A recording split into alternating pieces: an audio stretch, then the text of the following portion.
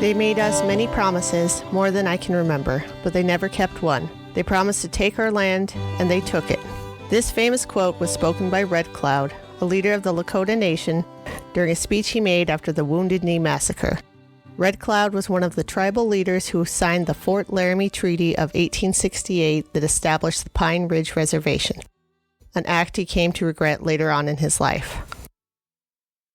Welcome to the Rediscover the Winds podcast, a podcast by the Fremont County Museums. With museums in DuBois, Riverton, and Lander, the Fremont County Museum System is committed to collecting, preserving, and interpreting the stories of Fremont County and the Wind River area.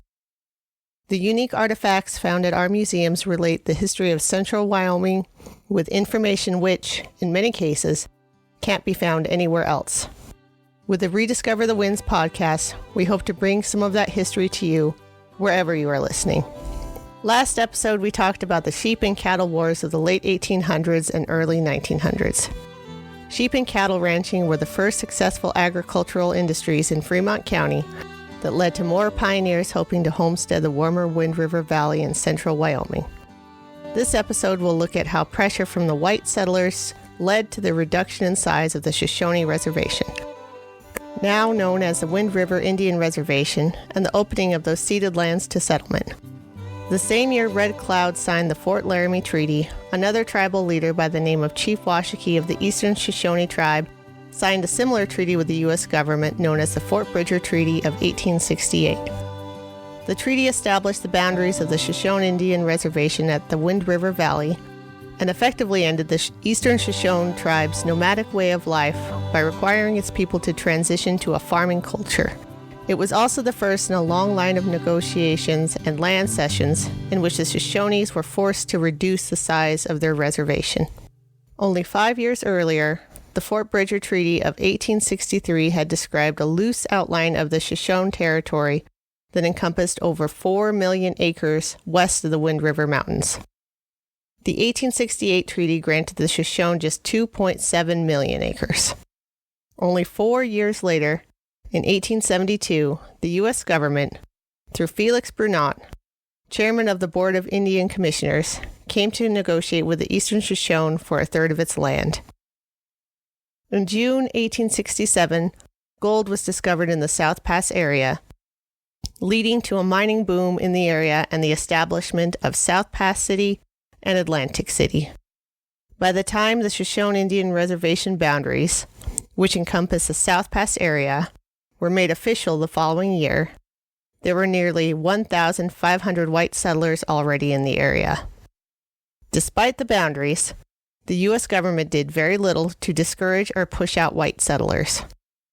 Even though the initial mining boom had peaked by 1870, Congress was still under pressure from the industry and other white settlers to clear title to lands that had been taken up before the 1868 Fort Bridger Treaty. In his negotiation with the Shoshone leaders, including Chief Washakie, Brunot tried persuading them that the land and its resources were not useful to the Shoshones as they didn't even know how to mine it. He added, quote, "And if you can get rid of trouble by cutting it off, you know that is best to do so," end quote. Originally, the plan was to exchange the land acre for acre, with more land to the north of the reservation's current boundary. Washakie, however, did not like that plan. He believed the land belonged to the Crows, and taking it would only lead to more conflict between the Shoshone and the Crow and Sioux tribes. "I do not want that land," he told Brunot. "If the whites want to buy this land, it is all right, but I do not want to trade it for land anywhere." In the end, the Shoshones agreed to relinquish all of their reservation south of the Big Paposia River for the sum of $25,000 to be paid in the form of $5,000 worth of cattle annually for 5 years.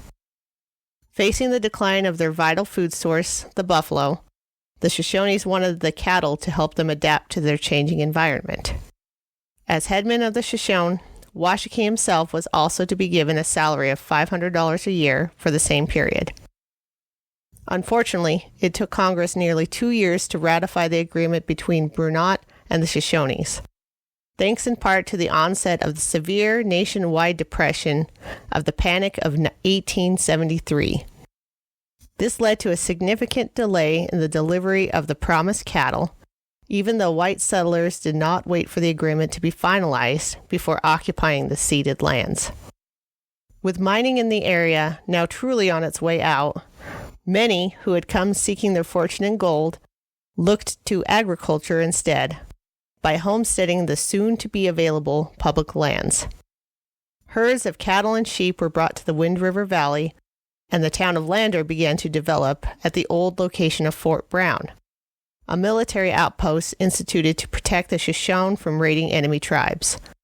It had been moved a few miles northwest in 1870. 22 years passed before the U.S. government negotiated the release of more reservation land. In the meantime, however, the Shoshones endured increasing hardships placed on them by the U.S. government. One of the biggest involved the placement of a rival tribe, the Northern Arapaho, on the Shoshone Reservation. The Arapaho were a Great Plains tribe that, in the early 1800s, gradually divided into two groups, the Northern Arapahos and the Southern Arapahos.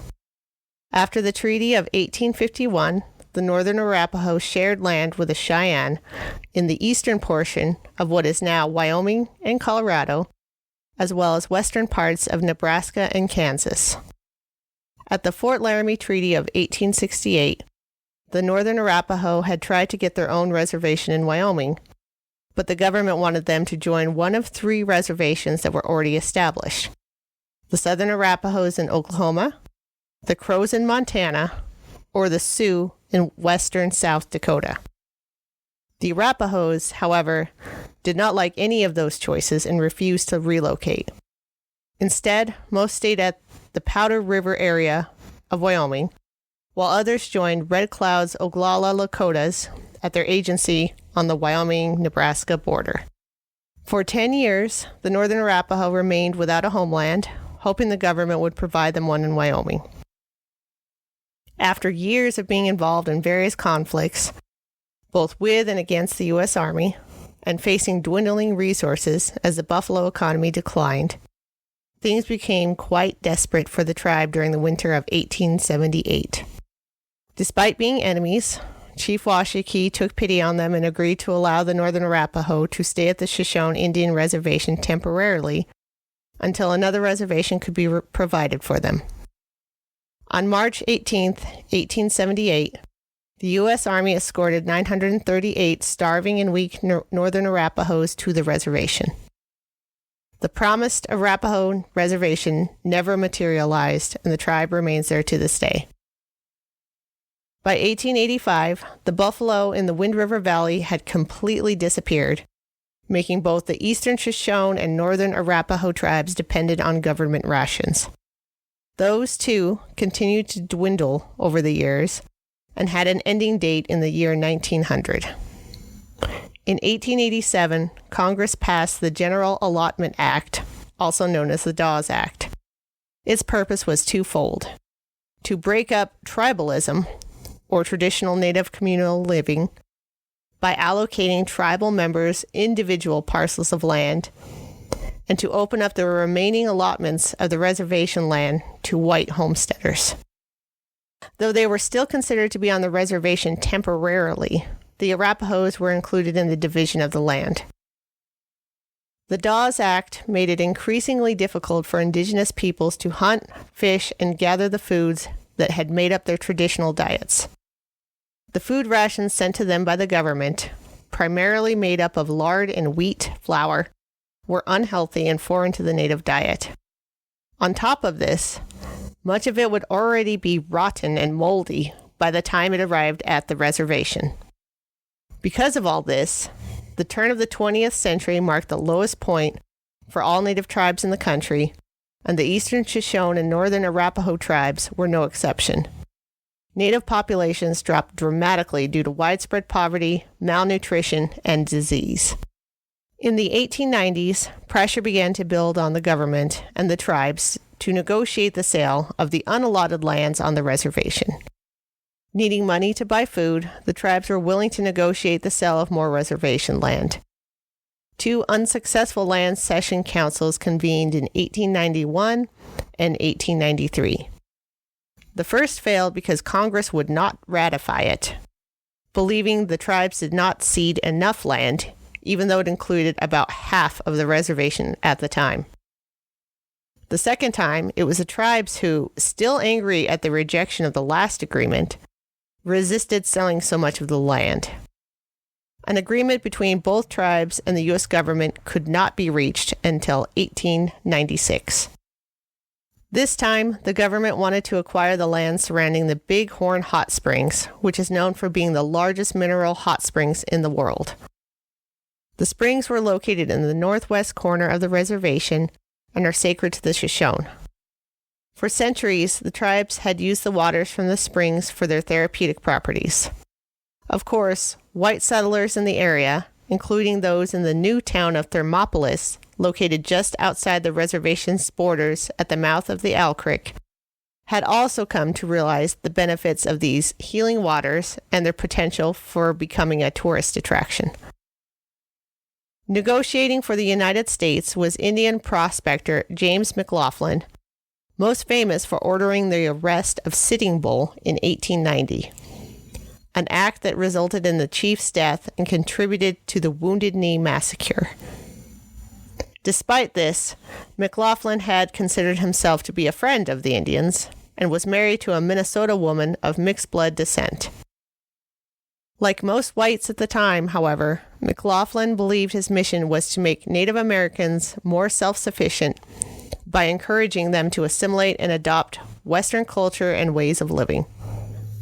Also, at the negotiations held at the hot springs were Chief Washakie and Chief Sharpnose of the Northern Arapahoes. It was remarkable the Arapahoes were part of the negotiations because they still did not hold official title to any of the reservation land. However, they had been there long enough at this point, the government viewed the tribes as one entity. They would continue to hold this view until the U.S. Supreme Court finally gave the Northern Arapahoes exclusive rights to the land in 1937, and that compensation be granted to the Eastern Shoshone for allowing them to be there. McLaughlin initiated the Hot Springs negotiations by offering the tribes $50,000 for 10 square miles. Being elderly and facing his final years of life, Washakie wanted to be paid in cash up front, but Sharpnose wanted payments of rations and cattle instead. To move the deal along, McLaughlin upped his offer to $60,000. This was to include upfront payments of cash and cattle, with the rest to come in 5 annual installments. Before signing the agreement, the chiefs discussed it with their respective tribes. In order to pass, the agreement had to be signed by a majority of eligible men on the reservation. Just under 60% of adult males signed the agreement on April 21st, 1896. Before officially signing, Washakie added one final condition to the sale: that people would always be allowed to bathe there for free. The Bighorn Hot Springs Land Cession Agreement of 1896 was the last treaty to be signed by the great chief who died 3 years later in 1900. His condition is still honored to this day through the small, state-run bathhouse at the Wyoming Hot Springs State Park.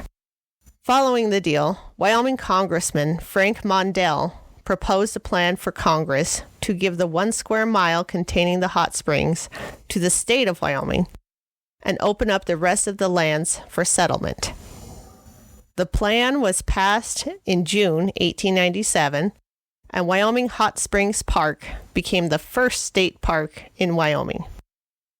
The residents of Thermopolis moved its town to be next to the park, and more homesteaders arrived on the newly opened public land to farm and ranch. Population growth in the area expanded even more when the Burlington Railroad arrived at Thermopolis from the north in 1910 and then completed its line to the south through the Wind River Canyon in 1911, leading to the creation of Hot Springs, Washakie, and Park counties. Over the years, there has been some debate as to whether James McLaughlin was truly acting as a friend to the tribes in his land cession agreements with them. Records indicate that when he came to negotiate with them about the Hot Springs land cession, McLaughlin had been authorized to spend as much as $1.25 per acre, but the $60,000 purchase price settled on only amounted to 94 cents an acre. Said another Indian agent at the Shoshone Agency, Army Captain Richard Wilson, the amount paid was abundantly low for the finest hot spring on earth. McLaughlin was again sent to the Shoshone Reservation in April 1904 to negotiate the cession of a major portion of it. Prior to the negotiation, Wyoming's lone representative, Frank Mondell, introduced a bill to transfer 1.48 million acres of reservation land to white settlers. For ceding this land, the tribes would be paid up front in cash, followed by future revenue that would pay for a new irrigation system on the reservation and water rights. To finance this plan, the government would turn over the development of an irrigation project to a private company, which would then attract settlers to buy the ceded land. The revenue to the ceded lands could then be given to the tribes. McLaughlin met with new tribal leaders this time, as Washakie had died in 1900 and Sharp Nose in 1901. He started the meeting by informing the tribes that the government was extending to them a courtesy in discussing the matter of the land cession. As a result of the recent Supreme Court decision, he said, the government did not need the tribe's consent to open up the reservation's surplus land to white settlement. However, if the tribes were willing to cede the 1.48 million acres north of the Wind River, over half of the reservation's total acreage, the sale of the land should provide them with over $1 million in revenue. At this point, many tribal members felt that money was needed more than the land. The Shoshone in particular were more eager to sign the agreement. However, many Arapaho men, some of whom were living on the land included in the ceded portion, were not convinced. Lone Bear, head council chief of the Arapahos, argued the price being offered for that much acreage is too low, that the land is worth twice the amount proposed by McLaughlin. There were two other prominent Arapaho men at the council who were generally in favor of it. One was Reverend Sherman Coolidge, an Episcopal missionary who was there as an interpreter at the council, and the other was Yellow Calf, a young man who was not yet a council chief but was coming into prominence. During the negotiations, Lone Bear received word his wife had taken ill, and he left the council to attend to her with some of his fellow Arapahos leaving with him. Following his departure, Arapaho resistance weakened. When discussion ended, McLaughlin was able to obtain 282 signatures, a majority of all men over the age of 18 on the reservation. However, 202 of the 247 eligible Shoshone men signed it, while only 80 of the 237 Arapahos did. The original statement stated that the government would purchase two 320-acre sections for $1.25 an acre and pay the tribes $50 per capita within 60 days after the lands were open for sale, or as soon as possible after. Proceeds of the leases on the ceded portions were also to go to the tribes, and from the proceeds of the sales, the government was to secure water rights for the irrigation of reservation lands. The agreed legislation passed through the House of Representatives mostly intact, but was debated in the Senate. It passed, but with amendments. Eager to keep his plans for the ceded land moving forward, Mondell supported the amendments when the treaty came back to the House for approval.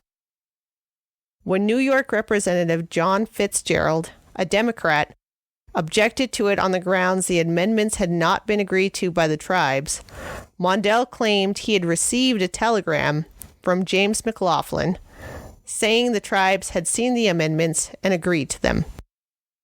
Though Mondale was unable to produce this alleged telegram, and all evidence points to the fact that the tribes were not made aware of the changes, the bill passed in March 1905. Under the new provisions of the agreement, the land was now to be sold for $1.50 an acre during the first 2 years, $1.25 during the next 3 years, for the highest bid not less than $1 during the next 3 years, and subsequently to the highest bidder. Proceeds were then to go to the tribe's accounts only after the government had reimbursed itself $85,000 for the initial per capita payment, $35,000 appropriated for a survey of ceded lands, and $25,000 for irrigation work. This meant that per capita system payments to the tribes would not start right away. The Arapahos openly objected to the amendments, with Lone Bear sending a message to Congress on March 6, 1905. We think treaty ratified by Congress not agree with original treaty signed by tribe. That December, elder and council chiefs wrote another letter protesting that they still had received no per capita payments, and, against their wishes, parts of the ceded portion were now town sites for which they received no payment. Even when the payments were finally made, the children's money was withheld to restrict the amount of money flowing to families.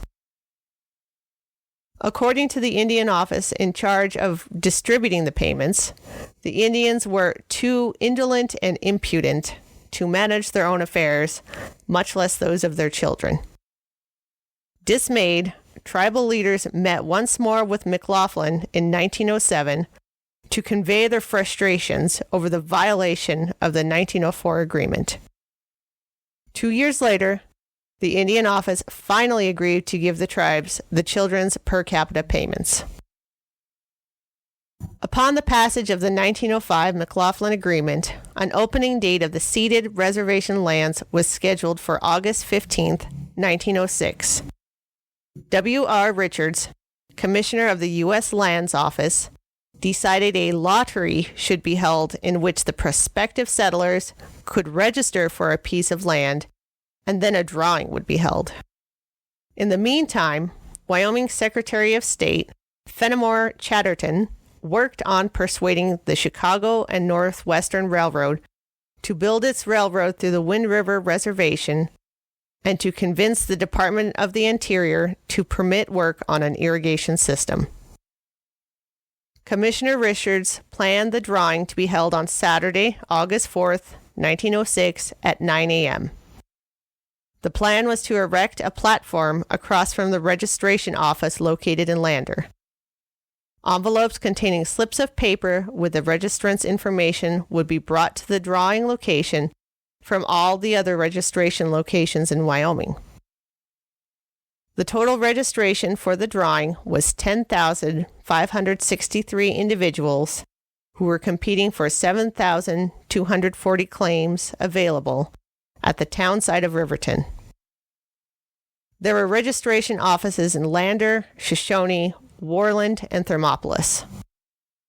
The following envelopes were gathered from each registration office: 4,353 envelopes from Shoshone, 3,690 envelopes from Worland, 797 envelopes from Thermopolis, and 1,723 envelopes from Lander.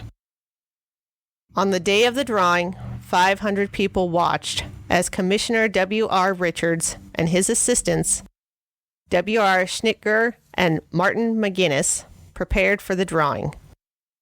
3 boys named Earl Honrath, Harold Rhine, and Fred Allen were given the privilege of drawing names from the box for the event. Fred Allen was selected through an additional lottery as the boy who would draw the first name from the box.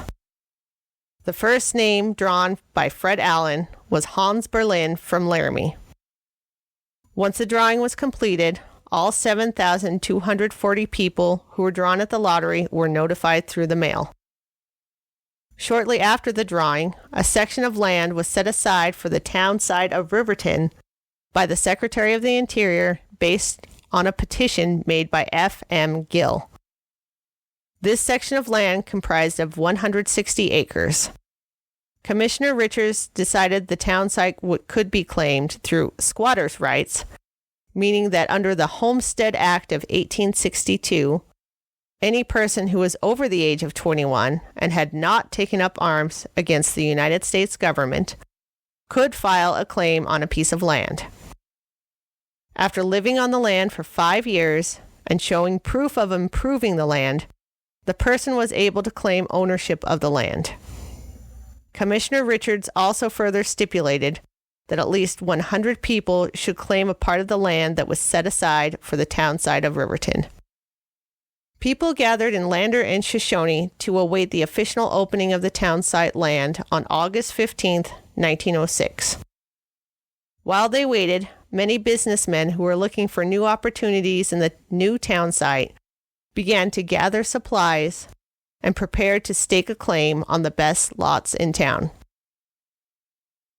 A newspaper article from the Lander Clipper, dated August 17, 1906, stated that the crowd had grown to approximately 500 to 600 people by the night of August 14th. As a result of the large number of people, an emergency meeting was called on the evening of August 14th, 1906. An article from the Wind River Mountaineer, dated August 17th, 1906, describes the meeting as follows. It was the first intention of those present to make a run for the town site, which is located a quarter mile from the river, at midnight on the 14th. But it was seen that this would inevitably end in trouble and probably in bloodshed. After giving the matter consideration, a mass meeting was called for on the evening of the 14th. This meeting was attended by nearly every man and woman present. Everybody talked and then attempted to talk more. And several times it appeared that the gathering must break up without accomplishing anything. After much debating, pro and con, it was decided that it was impracticable to attempt to stake a lot in the dead of night and in pitchy darkness. Lieutenant Keyes, who was patrolling the town site with his squad of soldiers, addressed the meeting and stated that he would agree to keep the town site clear until 9 o'clock. By unanimous vote, it was decided to postpone the opening until the following morning at 9 o'clock, when it would be opened by drawing similar to the opening of the reservation. A committee named by the chairman of the meeting, E.H. Rathbone, was chosen to conduct a drawing. However, Indian agent H.G. Wadsworth sent a night messenger instructing the soldiers from Fort Washakie to keep the site clear for an additional 60 days. This announcement was made to allow the Chicago and Northwestern Railroad to build through the portion of the town site. So, as a result, all the squatters who snuck in to stake a claim by the cover of night were run off by the soldiers. Finally, after approximately a week, the soldiers received new orders and settlers could enter the town site. Only 2 weeks after the opening of the town site, construction of the Chicago and Northwestern Railroad from Shoshone to Riverton was completed. It would continue through the reservation and reach Lander only a couple of months later. Originally, the railroad decided to call the new town Wadsworth in honor of Indian agent H.G. Wadsworth. However, many settlers upset by Wadsworth's delay of the town settlement were opposed to the name, preferring to call it Riverton since its location was at the confluence of the Big and Little Wind Rivers.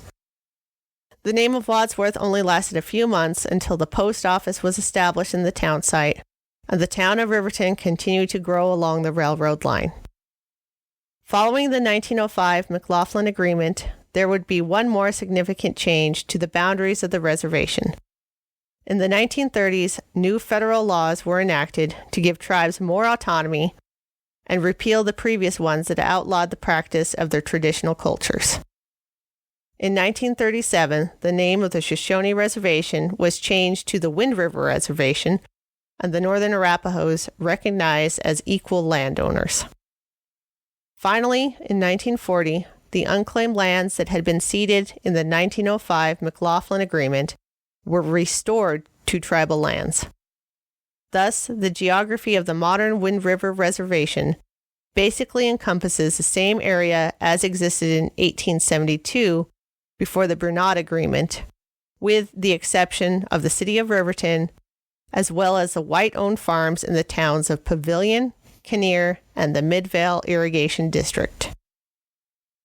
That's it for this episode of the Rediscover the Winds podcast. Next episode will focus even further on Rediscover the Winds. A Wyoming historical podcast is brought to you in part by the Wind River Cultural Centers Foundation. The WRCCF is a nonprofit organization dedicated to helping Fremont County museums preserve our Wyoming and Wind River cultural and natural history by directly supporting the efforts of the Du Bois Museum, the Pioneer Museum in Lander, and the Riverton Museum. To learn more, visit www.windriverccf.com and help us conserve our past while enriching our present. Thank you.